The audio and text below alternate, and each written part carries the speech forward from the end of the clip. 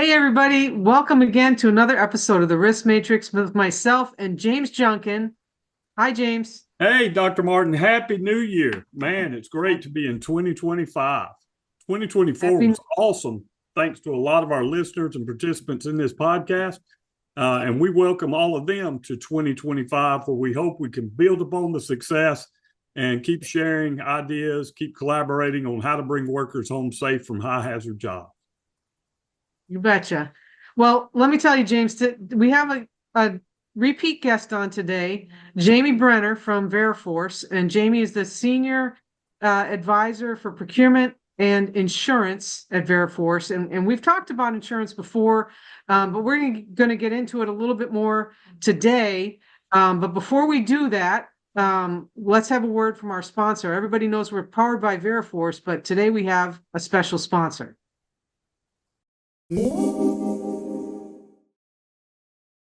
Veriforce is proud to announce the latest version of our Safeland USA accredited course called Basic Orientation 7.0. This is our flagship course that has been taken by over 1.6 million students nationwide. The newest version of this course is shorter than the last version, with condensed training and updated multimedia, but it still includes the same topics as previous courses. As always, the Safeland orientation remains with the employee through the career. It eliminates the redundancy of multiple orientations, and it stores all the training records in a single centralized database for everyone to use. Also, we offer two solutions for getting the training. You can either seek out Safeland training from one of our third-party providers, or you can send one of your instructors through our Train the Trainer program to teach your own employees. If you're interested in learning more, please contact our training sales department at 888-482-9101. That's 888-482-9101. Or you can email us at trainingsales@veriforce.com. Welcome back and welcome, Jamie, to the Hi. show. Hello. Nice Happy to New see you Year. again. Happy Good New to Year. see you. Nice to see you again.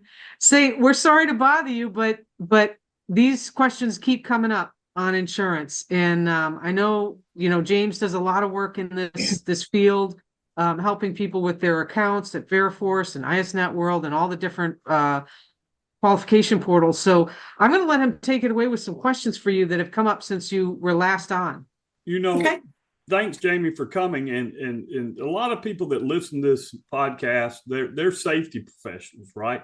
And so from a safety professional standpoint, a lot of times when we're looking at risk, we just want to know, do you have insurance? But people assume the fact that you have insurance is that is going to have all the coverages that you need. It's going to have all the limits of liability that you need, and that you're going to be prepared to, in any type of law situation, you're taken care of. And that's simply not true. So today, what I'd like to talk to you about, and Dr. Martin is well, is how you help companies manage risk. That's what insurance is about, right? Managing risk. So how you go and work with hiring clients, number one, on describing what type of insurance coverages they need for each individual type contractor based on scope of works. And then maybe we can get into some conversation later about what contractors need to consider when they're hiring subcontractors. So let me ask you a question. We'll just start off like this. In your role at Veriforce, when you onboard a new hiring client, what's the conversation like when it comes to insurance for contractors? Well, it can go in a couple different directions. If you have a hiring client that hasn't updated their MSAs or their insurance requirements in quite a while, the conversation will take more of a turn into where are we as it compares to similar clients with our coverages. Are we in line with them? No one wants to be standing out on that. Everybody wants to be in line with everyone else because, contractors will bill back those rates. A lot of things happen. Insurance isn't cheap. They want to know if there's anything that leaves them open for liability, endorsements, those type of things. And then, of course, sometimes hiring clients have it all together because they've been established for a long time. They've usually are switching from another platform over to Veriforce when those conversations are had. And it's usually because they're trying to, if they have requirements in place, right now they're having to give a lot of variances and deviate from what they put in place, and they want to see if there's a way that they can change that. So that's usually where the conversations are going when I'm having those talks with a new hiring client. Okay.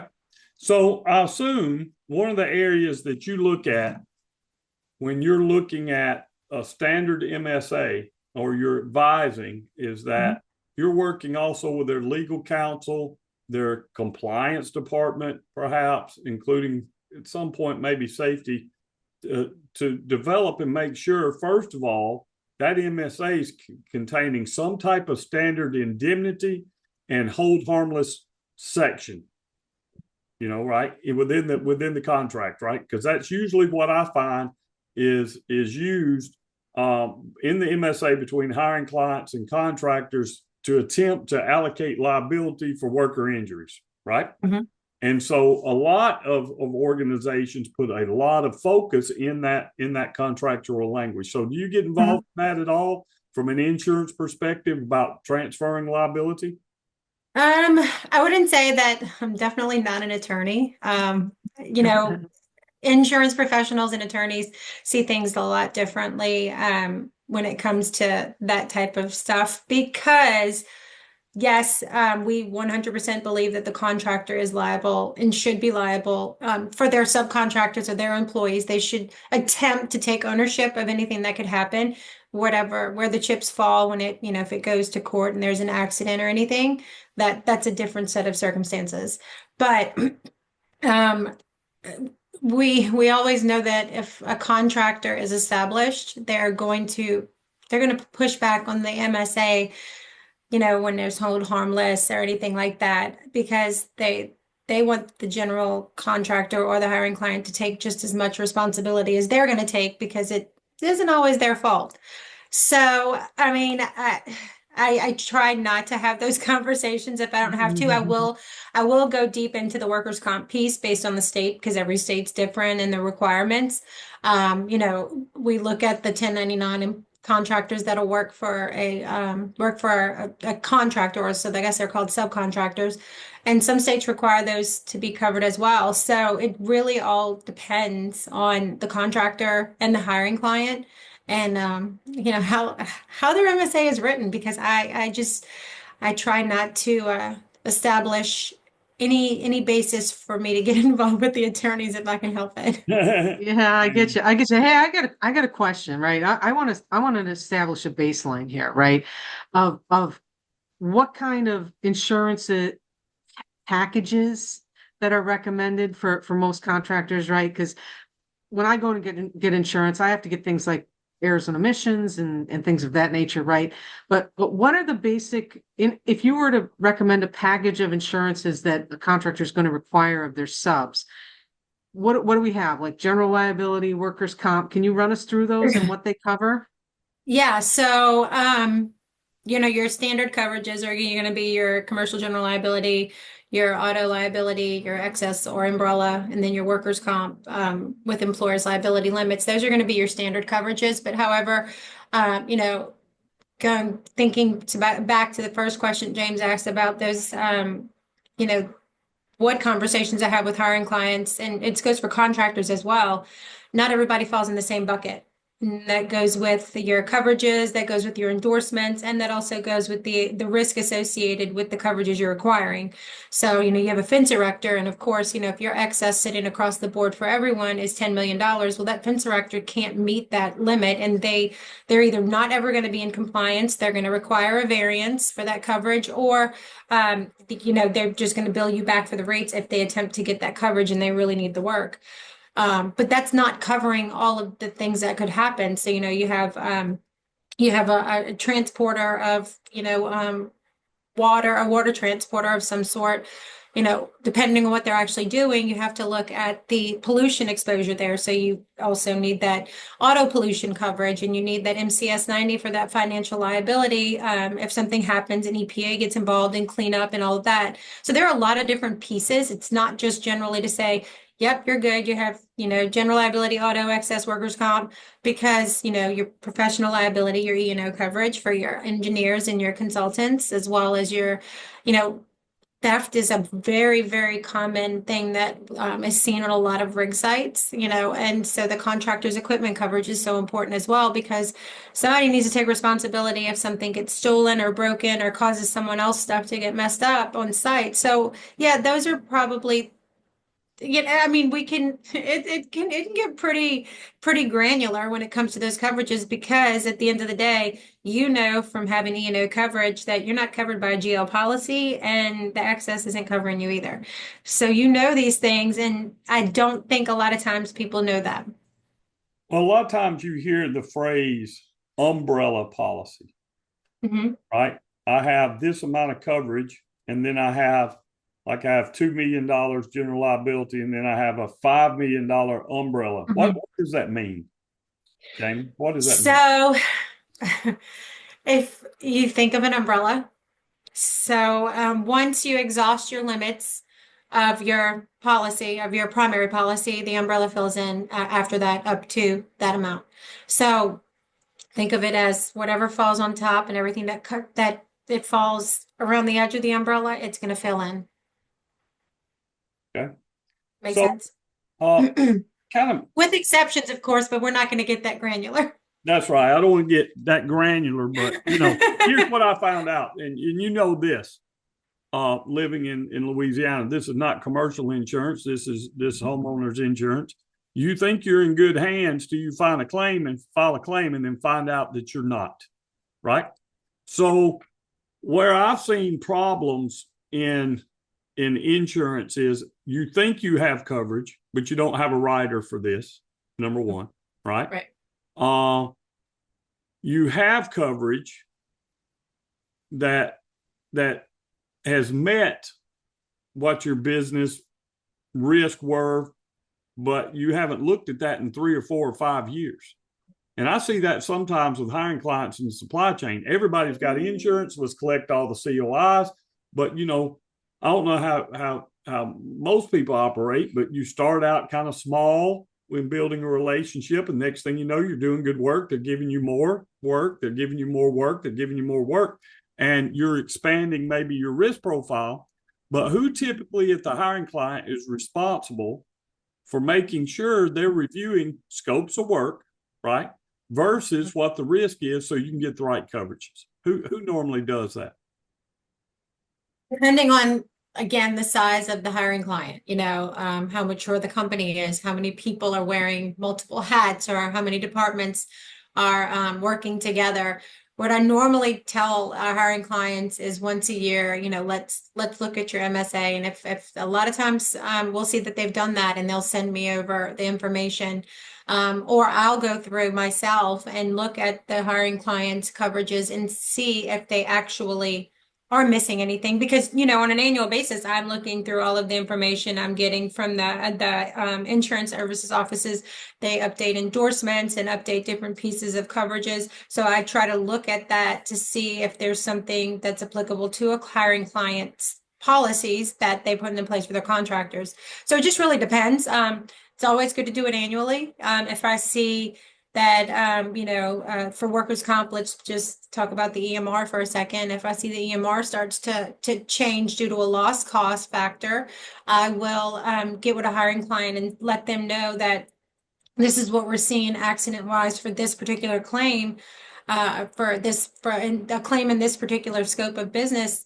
You might want to think about increasing what coverages you're requiring there, just because we're starting to see things develop. It just depends, honestly, though, on what the client is willing to take on a liability and rather than give it to the contractors. None of them want any liability, and there's not an MSA out there that doesn't have a hold harmless and indemnification agreement in it. Now, this is going to be a whole other episode. We're going to come out with some white papers about this. sometime in the first quarter, and that's outside your area of expertise. But I will say this to preface why you have to have insurance and you need to review it. Just because you have a piece of paper that says somebody owes you for this claim doesn't mean anything if they don't have the financial resources to pay it. Exactly. Right? That is 100% true. That's where this insurance Yes. this insurance comes into play, right? I'm a hiring client. I hire a contractor. Contractor employees represent risk. They have an incident on my site. There's going to be litigation, or there's property damage, or there's environmental damage. You know, I want them to have the insurance that's necessary to cover. So we understand that, and it sounds like it has to be a proactive approach every year, Jamie, in order to make sure the coverage is keeping pace with the risk. Well, you know, just to add to that real quick, you know, when a hiring client, a lot of times will say, I don't care what insurance they have. They signed an MSA. They're bound by it. But I've said this before, you can't get blood from a turnip. And, you know, a lot of these smaller contractors, you know, they rely on their insurance to cover any of their accidents because it's insurance and it's risk. And that's why you have it, because things happen. Of course, you don't want it to, but at the end of the day, that's why the insurance coverages are so important, because they need to absorb some of that if they want to stay in business, and they can't. I mean, so that's what the insurance is there for. But well, there's a lot of faith put in indemnity and hold harmless agreements. And again, this will be another episode, but they are not absolute. I don't care what the paper says. No. If we wrote something in the paper that's in a violation of public policy, there are state law differences. We've got a case right now involving all of this. Work was performed in one state, the contract was performed in another state, right? These are not absolute. Which law it's going to follow, that's a question for the court. And then ambiguity sometimes in the language that's inside these hold harmless and indemnification agreements that's very ambiguous, that's open to divergent interpretations. So I would say, don't put your faith entirely into the language that is inside that MSA. That language should be reviewed annually as well. Right. But that works in conjunction. Hold harmless, indemnity, and insurance work in conjunction together. Now, shift focus just a little bit. What type of threat do subcontractors? So you have a hiring client, contractors, and subcontractors. The threat subcontractors have, what type of threat are they from a risk standpoint to the contractor and the hiring client? To be completely honest, raise my hand a couple times here. I was going to raise my hand and say, what do you do about some of these smaller subs that may evidence insurance and then drop it? Let it go. Yeah. I was just going to say, like, you asked, like, what threat? I'm like, if I'm being completely honest, they are literally the ones at the bottom of the totem pole. So no matter what they do, it doesn't fall on them, you know? So it's the contractor's responsibility to make sure that they have an agreement in place, you know, a hold harmless and indemnification with these subcontractors, even for the smallest ones, or they need to absorb those subcontractors on their policy, because eventually they're going to ruin relationships that contractor has with the hiring client. Because let's just say, James, you're the contractor, Linda, you're the subcontractor. You're doing some work for James, you get hurt. James, although he has an agreement with the hiring client that flows downstream, which means it's going to go to the subcontractor, and it's going to do everything as it did for the contractor on the sub as well. You can turn around, if James doesn't cover your claim, you can jump over him and go after the hiring client. I'm taking everybody to court and see who I can shake upside down. Yes. And that's what I'm saying. So they have nothing to lose. So it's of course, you know, we have I can tell you over the past few years, I've seen several of our contractors that have grown significantly in size and have tons and tons of subs that now use the Veriforce platform to manage their subcontractors, because they've seen the results of it not being managed properly. They've had to take a few dings here and there. So they're making sure that now their subcontractors have insurance and have MSAs tracked, all of the safety pieces, because, without having that, it's literally like having blinders on because no one sees what's happening. So let me give you a story, because this happened. North Dakota, a few years ago, oil company up there hired a contractor to operate a vacuum truck, right? And it's a one-man contractor, one truck. Well, he picked up some what he considered to be 1099 contract labor at a truck stop, right? Brought them onto the site. Not Home Depot, a truck stop? No, it was at a truck stop. Okay, all right. Brought him onto the site, dressed this guy in a slicker suit, and his job was to use high pressure hose and water, heated water out there to do some cleaning inside of a tank. Well, the nozzle that this guy was supplied was not rated for anything other than garden variety type pressure. This is not meant to be under 100 plus PSI pressure. So what happened? The end blew off. The worker, not being in proper PPE, it melted through his rain slicker suit that they also bought at the truck stop and scalded him from his neck all the way down into his private area. He was in bad shape. They had to helo him to Minneapolis to the burn center. Now, the hiring client did not know, for whatever reason, that this contractor did not have workers' compensation, right? And so, Well, why would he need it? He's hiring 1099s. yeah, well, I'm just, so I this joke. guy- I'm That's what sorry. saying. this I'm guy agreeing gets with to you. the hospital. Let's look at it from the employee standpoint for a second. One, he's not a 1099 contractor. We can have that. We can have that episode too.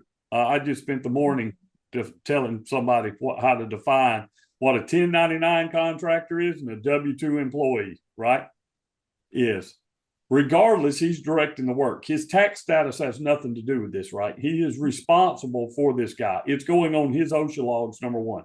But let's take a look from the employee standpoint. He came out and do a job. He got injured. He's burned.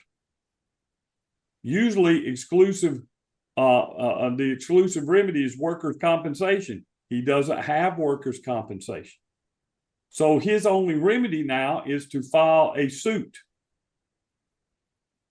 Well, what do you think happened with that with the contractor once he got sued? He just went out of business. Out of business. Yeah, there's nothing he Okay. can do. So now we're into apportioning blame, and that's a jury question, right?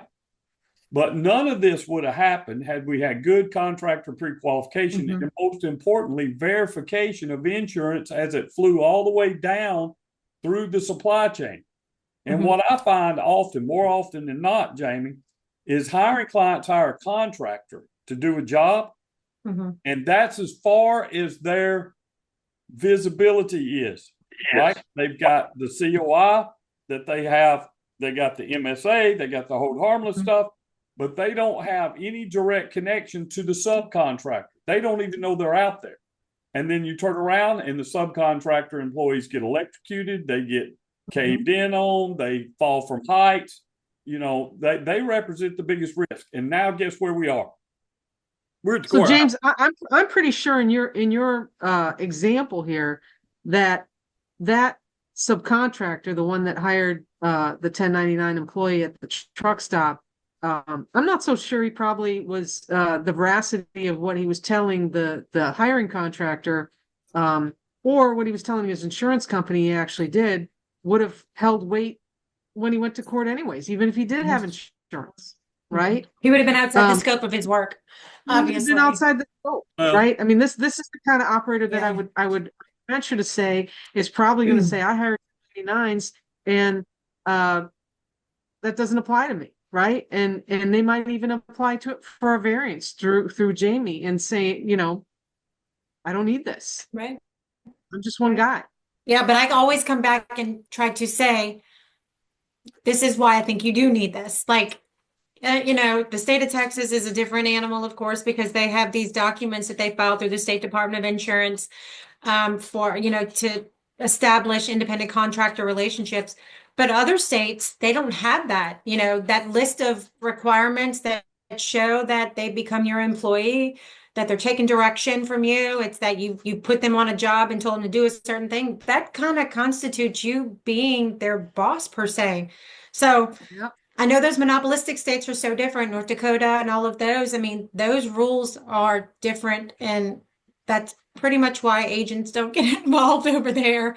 So, I And was just gonna workers' say, comp James, has so nothing to so do with basically, liability. All right. We want to right. understand that for a minute. Mhm. Workers' comp has nothing to do with liability. It's there to Well, make whole. Like just the fact, that it's a workers' comp claim and they got injured and they're covered does not denote that the company acted in gross negligence. That's why well, in most states, workers' comp is an exclusive remedy. That means you got however, hurt on the job, it's going to pay the employee, except James, let our where there expert is speak. gross negligence how, involved. That's why we have. however, so in However, that let our workers' comp expert speak. policy, thank you. So in that workers' comp policy, there's employers' liability limits.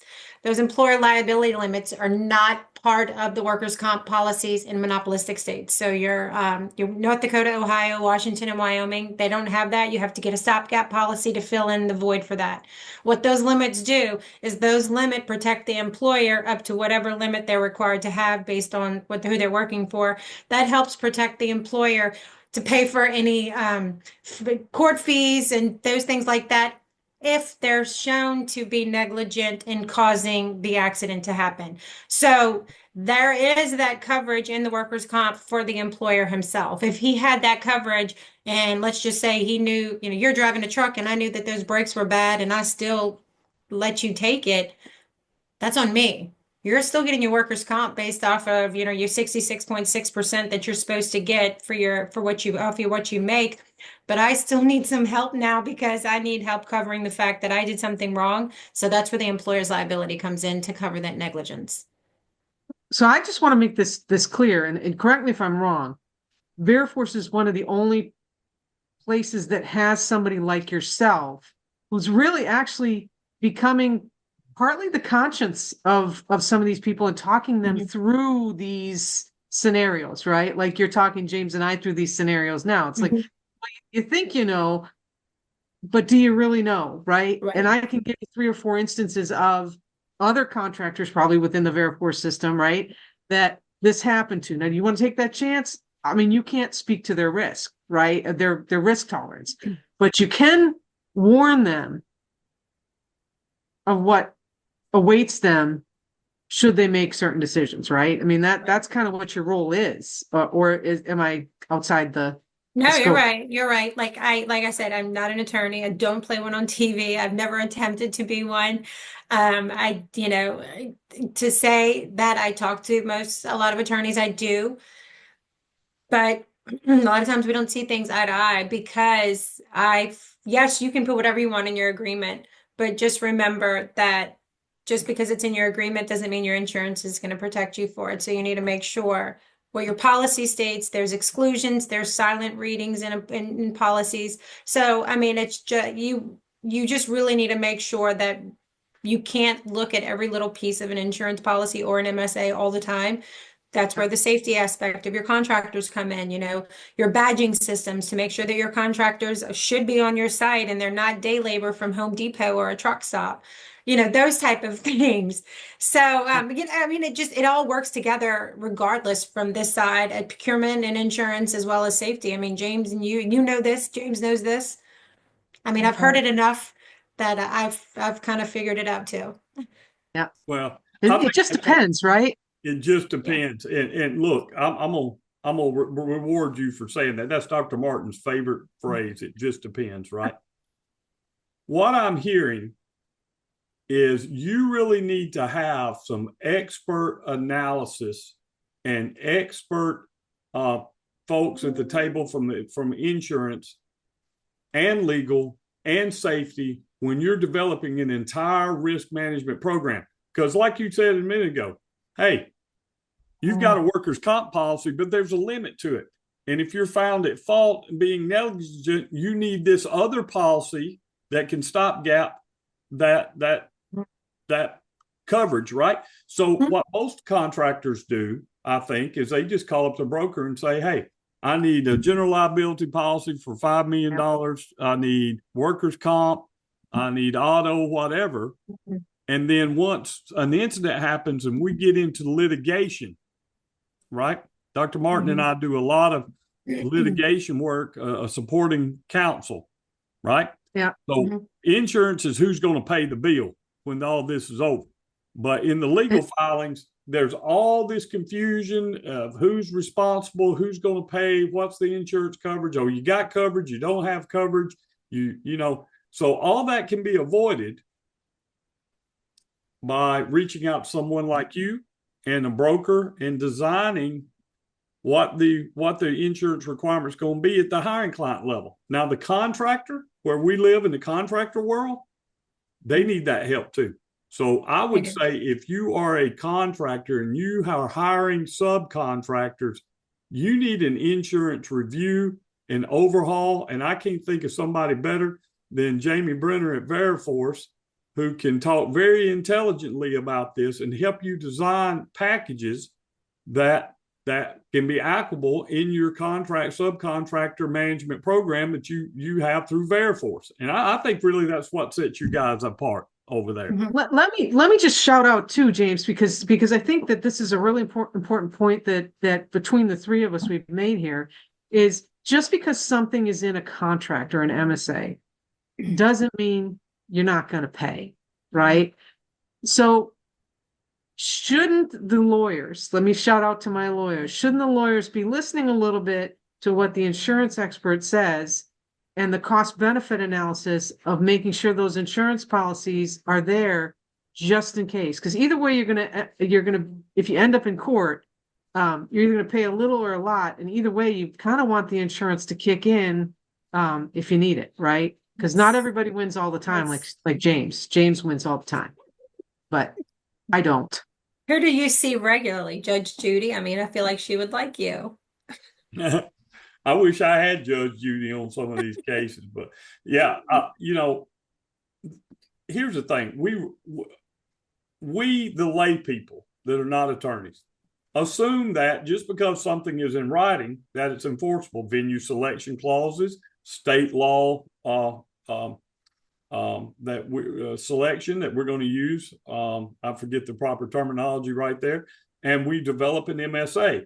And then some court case comes along 2 years from now and holds what we wrote to be invalid, or they strike it down. So there's case law involved in this. Then, you know, it's a lot of complicated stuff. That's why we have attorneys. But the point being, if I'm a contractor, right, I've got 50 employees and I hire electricians, I hire these other people to come out there. I really need an expert, because when this subcontractor has an accident, the liability for that, the hiring client's looking to me to cure it, right? And I need to make sure I have the coverage that's necessary. Now, Dr. Martin and I focus on the prevention of these incidences. And then we focus on, along with everybody else in the safety profession, once an incident occurs, why did it occur? Let's put corrective action in place, right? So, but part of what I don't think safety professionals are really trained to do is this insurance expectation and really understanding how insurance works post-incident to protect the company, right? And to make sure that there's coverages there to protect the workers too. If somebody gets hurt at work, look, worst day of my life is when one of my employees gets hurt. I want them to be taken care of. I want them to be made whole, you know, whatever medical care they need. And so, you know, that's part of what a good moral leader does. But at the same time, we have a business to operate, right? That's what insurance is for. And so at what point would you recommend a contractor that hires subs How many subs would justify, you think, having a contractor management program that includes the services like you have at Veriforce, where they're doing policy reviews, they're keeping up, they've got questionnaires, they're all, almost acting like a mini hiring company. I mean, Just it's depends. just, well, it just depends. You're absolutely right, but I do have to say this. Whatever you would pay, I mean, if you're paying someone in your office to do this and you're assuming that they're just checking, not to say they're an insurance professional and they don't really have all the training, but they know to look at a certificate for expiration dates, and basically that's all they know to look for. That is really, that's a full-time job in itself if you have It's time. 25, 30 contractors, right? You know what Yeah. I'm saying? So if you're paying that much for someone to do that, the cost savings to have a program like Veriforce's Compliance Pro in place, I mean, you're saving money and you're getting two, I guess two or three for the price of one, because you're also getting your safety, you're getting your MSAs, you're getting your insurance, you're getting it all together for half of what you're probably paying someone's health insurance and having a full-time job. Not trying to take anybody's job away from them. That's not what we're here for, but we're here to Right. I was supplement just the going to say, fact. Jamie's saying, get rid of that person. No, but if a person is Well- wearing multiple hats, that's a lot. That's more than one person's job. And and we can give them all the data and tools that they need to provide to their bosses, reports, active vendor reports, things that you should be using to use the proper contractors on or subcontractors on site. You I'm know, not trying to I'll answer my opinion this way. I'm not an insurance professional, right? Mhm. But I think Dr. Martin and I both have a lot of experience about what happens when accidents occur, right? Right. In smaller companies, contractor companies, 150 or less, hey man, I love those guys. They're the people that built this country. Mhm. And if they went out of business tomorrow, all of us would be in big trouble. There's nothing wrong with a family-owned business, right? Right. But a lot of times what happens in family-owned businesses or smaller businesses is you don't have that person, Jamie, Mm-mm. right?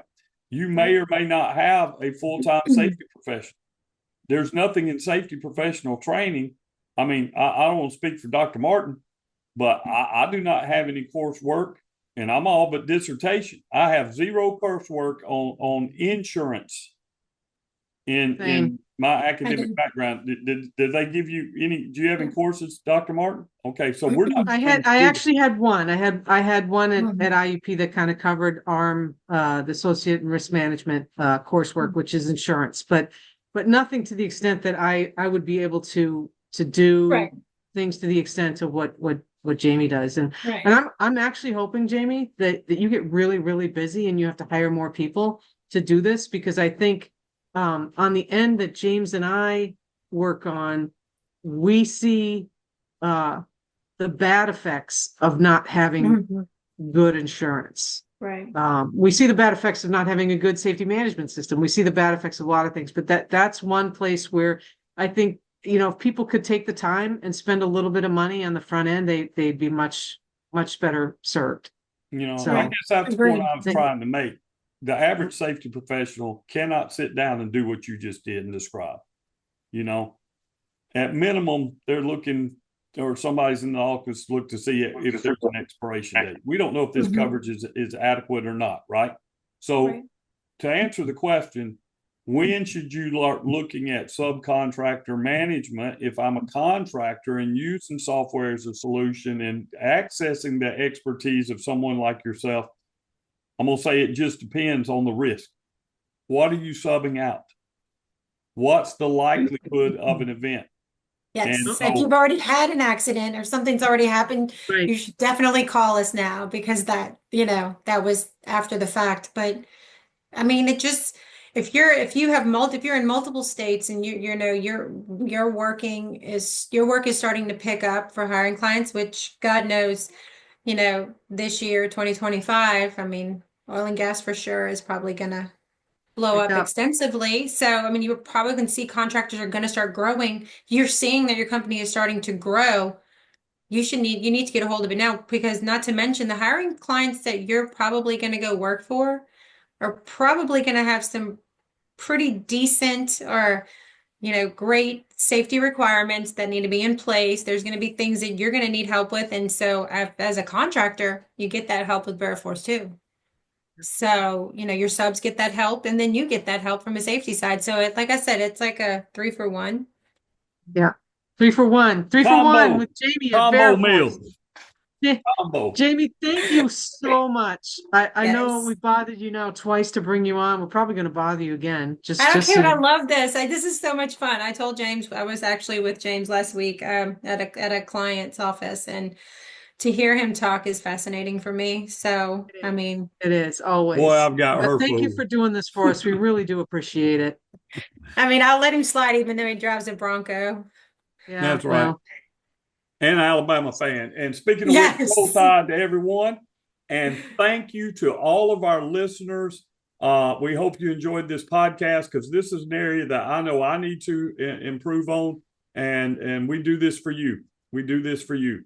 Thank you for listening to us. Hey, if this is your first time with us, thank you for listening. And we have a whole host of 70 something plus other episodes that you can go back from and access either through Spotify or YouTube. The best way to get notified when Veriforce drops one of these episodes, which is every Tuesday around noon Central, is to go over there, like it. What are we gonna do? Smash, brother, smash that subscribe button. I got it right here on my phone. Right here on my phone. Spotify lets me know, hey, boom, new episode of the Risk Matrix is out. It's also published on LinkedIn and on the Veriforce Risk Matrix page. So thank you for what you do for bringing workers home safe. Until next time, roll tide. I can't say it. I'm from Louisiana. Out. Thank you guys for having me.